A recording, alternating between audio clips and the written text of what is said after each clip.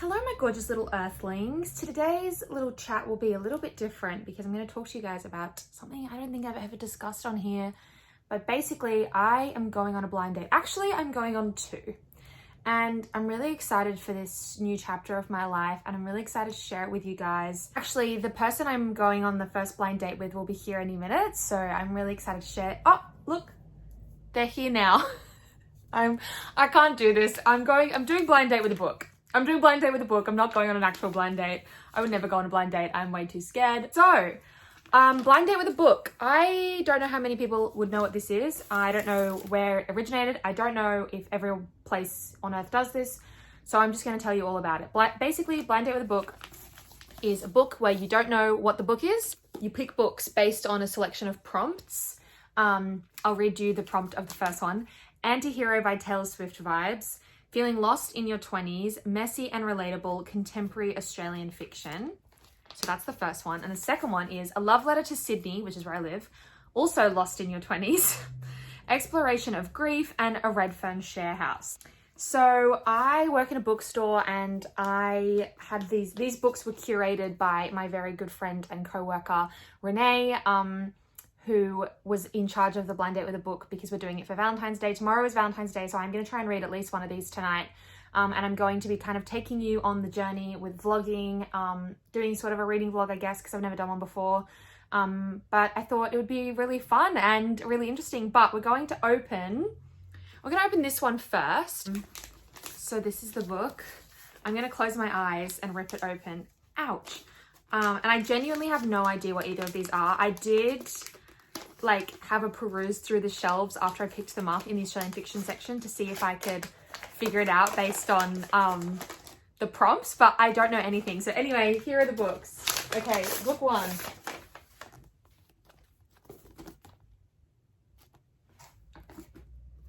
Oh, No Hard Feelings. Okay, slay. I wanted to read this for a while, but I've just never bought it. One of my friends, Josh, loves this book and loves this author. Oh, that's exciting. I've really been wanting to read this. I think it's like Fleabag vibes. Oh, this is exciting. Okay, yay. I will read you the blurb. I exist on validation from emotionally unavailable men, biscuits, and cheap wine, and it's easier to get off with a Max than a tiny teddy. Penny can't help but compare herself to her friends. Annie is about to become a senior associate at her law firm. Beck has just got engaged. Leo is dating everyone this side of the Yarra, and Penny is just waiting for Max, her on-again, off-again boyfriend, to allow her to spend the night, waiting for the promotion she was promised, waiting for her Valium to kick in, waiting for her real life to start. Out of excuses and sick of falling behind, Penny is determined to turn things around. She's going to make it work with Max, impress her tyrannical boss, quit seeing her useless therapist, and remember to water her plants and stop having panic attacks in the work toilets. But soon she's back to doom scrolling on Instagram, necking bottles of Aldi's finest Sauvignon Blanc, criticizing herself with renewed vigor and loathing. When her goals seem further away than ever, she has to wonder, when bad habits feel so good, how do you trust what's right for you? That sounds so good. I'm going to get started on it right now. I don't think I'm going to open the other one until I finish this one. So hopefully I can finish this bad boy tonight. And then I'm not working tomorrow either. So I can spend all of Valentine's Day with my other blind date. Or maybe I should open them both and pick which one I want to read. Because that one could be really good. No, I'm just going to let fate decide. I've let fate decide which book we were going to open, and this is the book we're going to read. So I will check back with you throughout the reading process, I guess. So, update, I am a little over halfway through the book. I am really liking it. There's a couple things I don't love about it, but nothing that is too deal breaking. But I am enjoying it. I think the dialogue is really good. I'm really enjoying all the character dynamics. I think the character dynamics are really well done and really interesting and very authentic. And I love the main character. She's just a mess and she's so relatable. So I am really enjoying it. I think I'm going to try and finish it tonight because it's only about 9 o'clock. So I've only got probably 2 hours worth of reading left if I make a cup of tea now. So yeah, I think I'll finish it and then I'll come back with my final thoughts. Okay, it's the next day. It is Valentine's Day today. I have spent the day reading. I have finished No Hard Feelings and I have No hard feelings for this book. I'm so hilarious. Lots to say about this book. The first thing I want to say is the dialogue in this book was like absolutely phenomenal. I think it would translate really well to screen because the dialogue was just so authentic and quite funny and very Australian, which typically I don't love because like I read books to escape. I don't really want to be reminded of my reality. And I do find when I read contemporary Australian fiction, sometimes I'm like, oh, this is a little, you know, too close to home. But I didn't really find that with this. I really enjoyed it. I think Penny was a great main character. In some ways I do wish she was more unhinged, but I think if she was any more unhinged, she would go into like my year of rest and relaxation territory and not be so much relatable as she would have been like just a fascinating character to read. I think the author was really trying to go for that like relatable angle, which she did achieve. It was really good and it was a really quick read. It was less than 300 pages, I think. Oh no, 311. I really enjoyed it, or 312.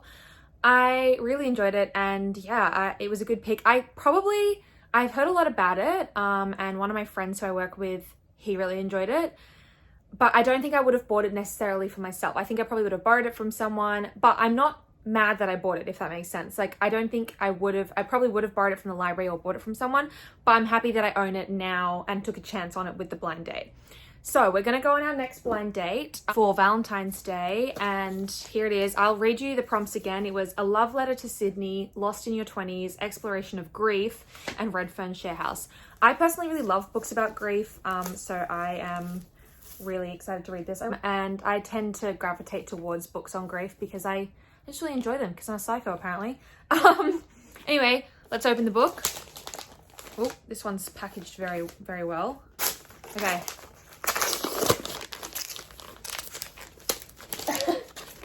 This is hard to do when I don't have my eyes open.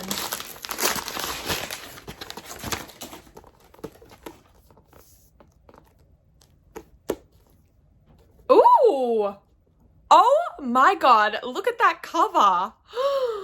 That cover is gorgeous. Oh my god, this is Friends and Dark Shapes. I will read you the blurb.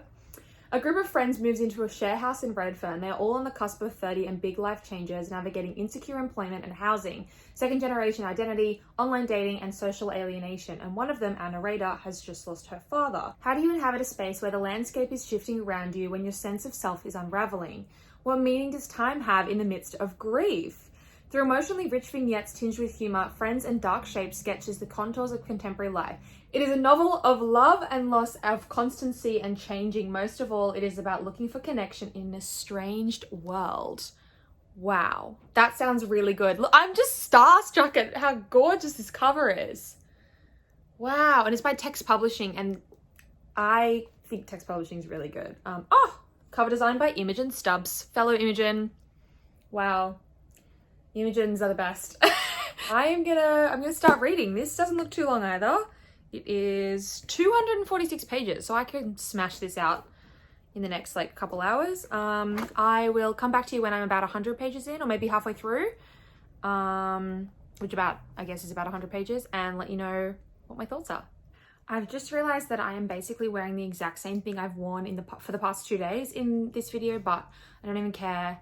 So you're just gonna have to deal with it. Anyway, I finished Friends in Dark Shapes. I realized I didn't do a check-in about halfway through the book because I had like taken off my makeup, put my pajamas on, gotten into bed, and then I realized I was halfway through the book and I was like, oh, am I really gonna film a bit now? And then I decided not to. So anyways, the next morning, this book, wow, okay.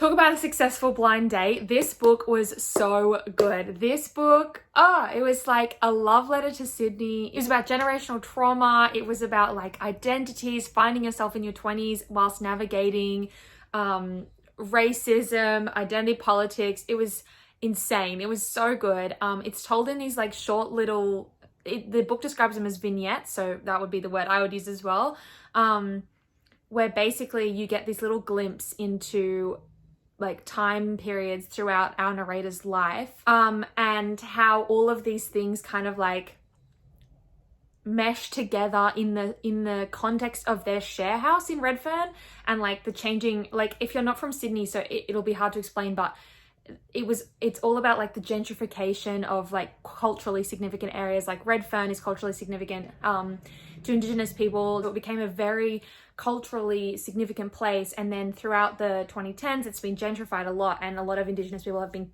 pushed out of it after living there for the past like 30-40 years. It talked about like the Cronulla riots, so many things that are so significant to Sydney's history that you would never know. Also about the fact that people always see Sydney as this like beach town where nothing bad ever happens and everyone is blonde and skinny and like lives in Bondi, but obviously that's not the truth.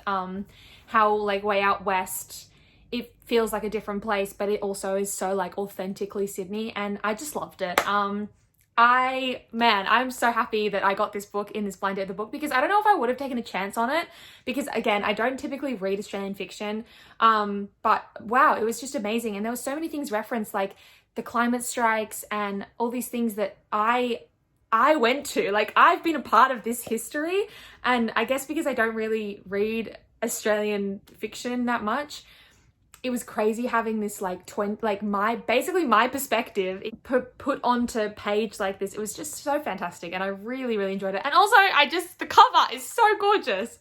So yeah, that was a really successful blind date with a book. I'm so happy I read it. Yeah, I would definitely give this a 5 out of 5. Like, I definitely liked No Hard Feelings, don't get me wrong, but this was just fantastic, and I wouldn't have probably taken a chance on either of these books, because again, I just don't reach for Australian fiction, and typically Australian fiction also comes in like the large format, which I don't like. I like smaller format books. Typically they are cheaper, and I just like, that's the James Baldwin novel, so you can see the difference. They're just like, this would be like $20 bucks, $25, and these are typically like $33 to $35 just for a paperback, because the book market in Australia is fucked. So yeah, I really enjoyed them. I'm so glad I took a chance on this blind date with a book, and I hope you enjoyed my experience. I am so happy that I spent Valentine's Day with these two beautiful books, and I also watched Kung Fu Panda, so it was all in all an amazing day. My sister got me a rose. It was amazing. So yeah, final thoughts in conjunction, like No Hard Feelings is set in Melbourne, Friends in Dark Spaces is set in Sydney. So obviously I related to a lot of the stuff in Friends in Dark Places more because I'm from Sydney. I've lived in Sydney almost my entire life, apart from when I lived in England. So I've never lived in Melbourne. But also just like in No Hard Feelings, a lot of her problems seemed trivial, which is why they're so relatable, because even though there are all these other terrible things going on in the world, you still feel like your problems are kind of like the be all and end all of everything. Whereas in Friends in Dark Spaces, the problems kind of were be all and end all, but they also were like juxtaposed with these really just like minuscule issues that were so massive to our narrator's life. Like one of the housemates orders a bulk shipment of toilet paper, and this is pre-COVID, but they order a bulk shipment of toilet paper, and then one of the vignettes is all about how the toilet paper like lines the walls of their house now because they have so much spare toilet paper, and they give toilet paper away to their friends when they come over. And I just like, I loved it. I really loved both of them, and I'm so happy I took a chance on both of them, and they were just both really good. It was lovely chatting with you, and I hope this encourages you to take more chances on books, because it's worked out well for me this time. Maybe next time it'll be a total disaster. That might be better content. Anyway, it was lovely chatting with you, and I hope to speak to you again very shortly.